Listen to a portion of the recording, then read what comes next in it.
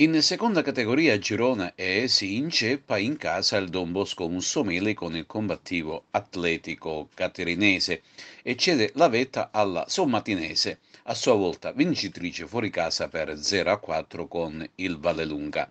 Alle spalle del Mussomeli ha ridotto le distanze il Gela, che ha rifilato una cinquina di reti al malcapitato Marianopoli. A distanza insegue una coppia di compagini agrigentine, l'Alessandria La Rocca, che si è aggiudicato fuori casa il match con l'Acquaviva grazie alla rete vincente di Mortellaro, e l'Atletico Montallegro, che ha espugnato il Dino Liotta dell'Atletico Licata con i gol di Giaretti, Castronovo e Intelicato. Finisce in parità il derby del Santa Rita di Sant'Angelo Muxaro, dove il locale Muxar ha diviso la posta per 0-0 con i cugini dell'Eraclea Minoa.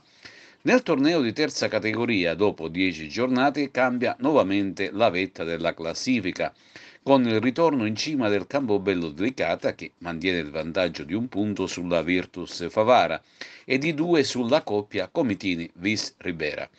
I risultati di questa decima di andata hanno visto infatti il Campobello prevalere con una quaterna di reti sul Prosciacca e con lo stesso risultato il Virtus Favara si è imposto sul Cianciana. Il derby del Santa Rita di Sant'Angelo Muxaro tra il Santa Elisabetta e il Città di Comitini è stato vinto dalla prima con il più classico dei risultati, vale a dire 2-0. Vince per la prima volta in campionato l'Atena, che supera 3-1 il Prizzi.